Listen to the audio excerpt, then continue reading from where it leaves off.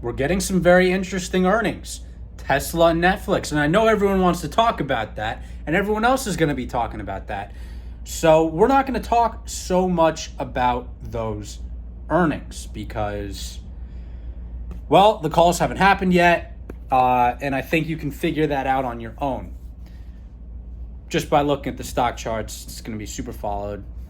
Is what it is. They're doing all right. They're not doing anything too crazy. They've got individual things and concerns to be worried about. They've got individual strengths. But that's not the macro analysis I can give you and want to give you in this video. What I want to talk about in this video is the Discover earnings. The Discover earnings of increased credit loss provisions. Now, this is one bank. We know JP Morgan isn't doing anything too crazy. But we also know JP Morgan has been incredibly defensive. They expect higher interest rates. They expect a recession. Bank of America expects a recession. The banks that weren't in this state of mind, Goldman Sachs, are not as good. Goldman Sachs, not as good. I did not like that earnings.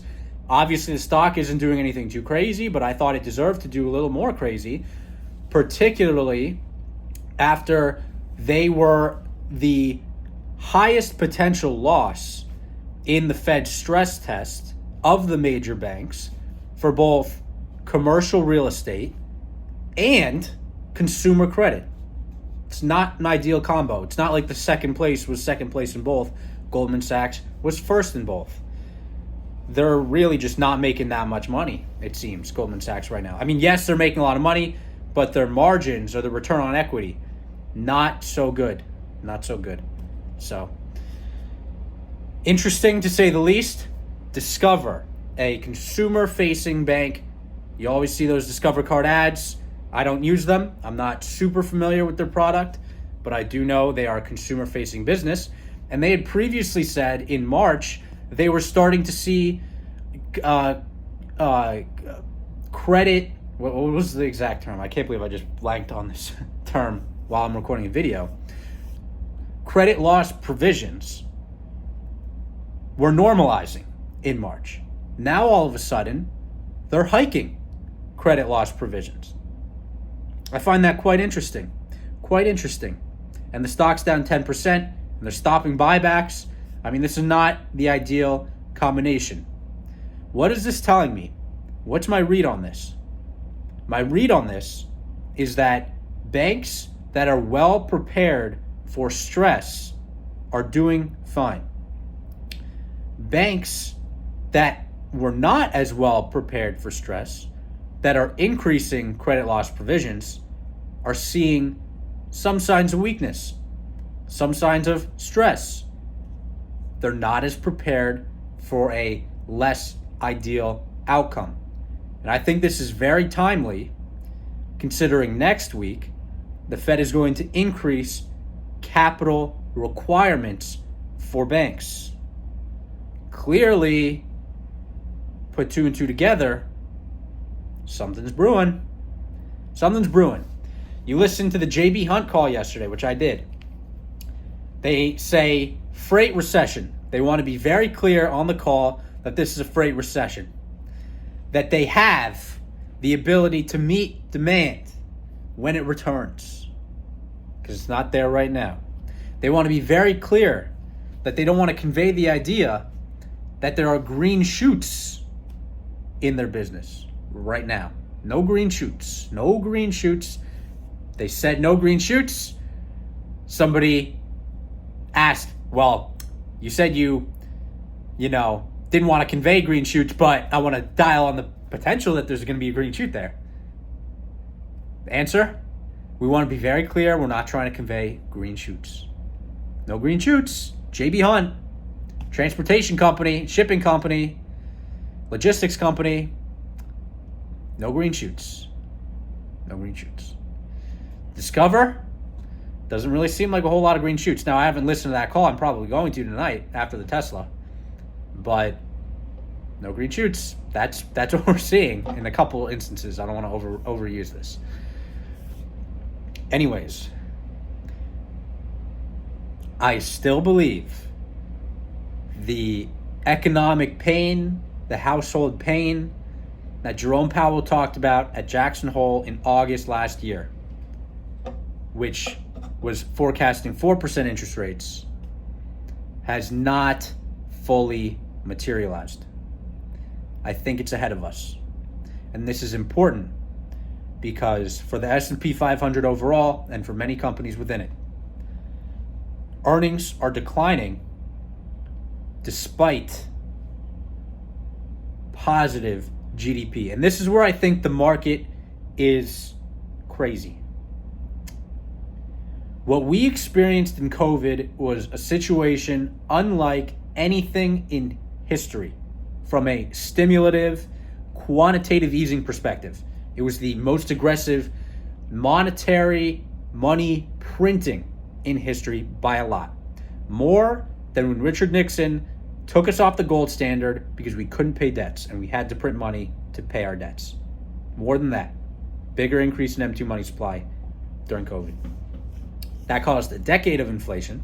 Other forces at play for sure, but some of those forces are at play again now. What I'm trying to say here is stocks simply returning to the level that they were at before because one problem has been solved. Allegedly has been solved. Janet Yellen, the night before last night, saying, don't want to read too much into the June CPI. Don't want to read too much into the June CPI. That's the truth. Now, why would she not want to read too much into the June CPI? Well, the Fed obviously, they say they don't look at food and energy inflation. And that's true. And we don't want that because we don't want the Fed to hike interest rates every time oil goes up because oil always has been and always will be volatile.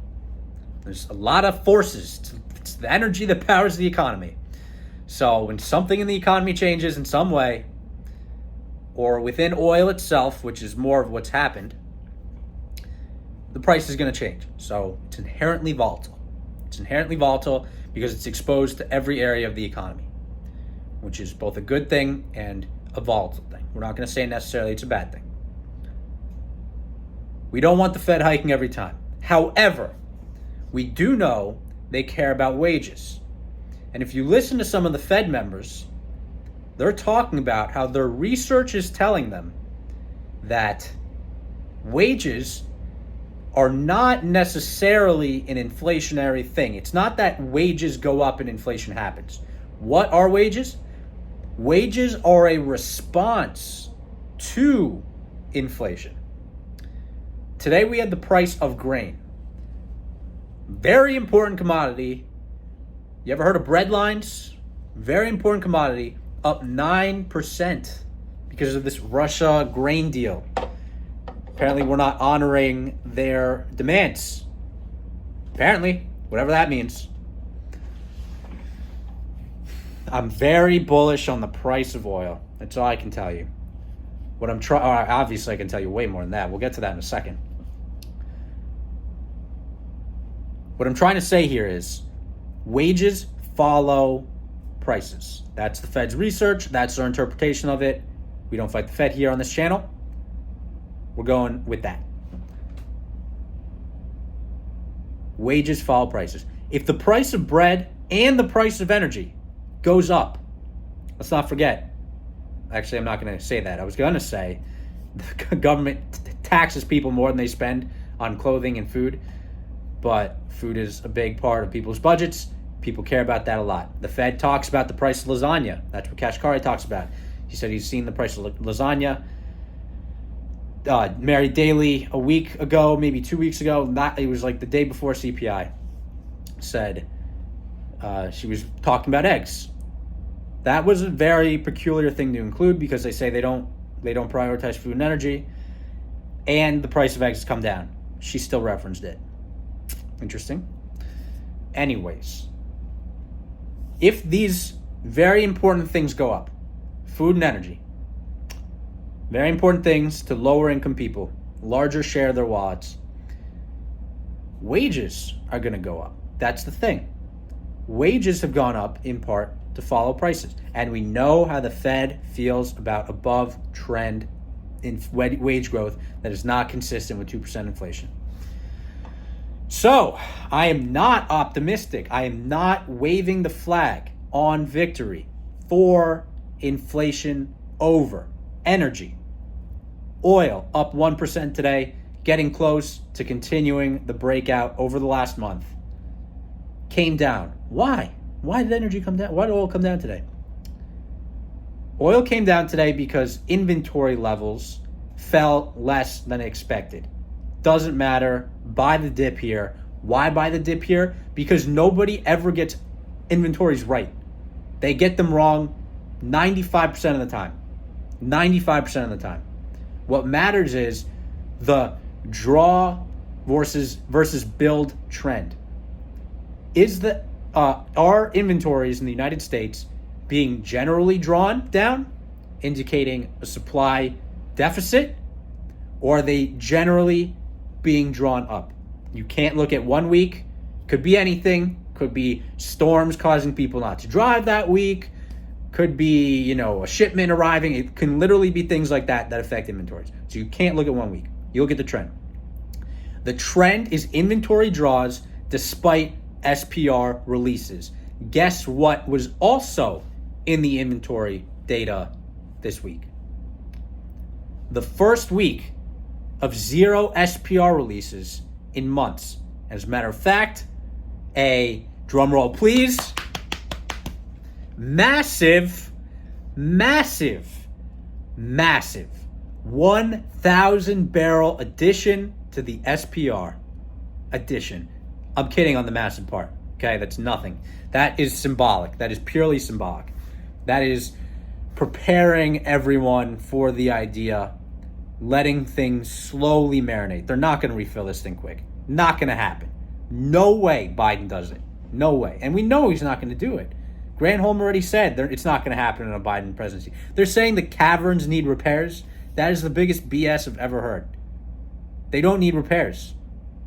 As a matter of fact, they could go to caverns where they're depleting oil and use new oil to pressure out old oil. It's ridiculous. But whatever. So, interesting nonetheless. We are bullish energy. It's my biggest exposure on an industry level. It's the cheapest relative to the S&P 500. It's been in over 30 years. I think the price of oil is going to go up. I think earnings are going to go up from here. I think dividends are going to go up. And I like the space. So, that's today's video. And until next time, peace out.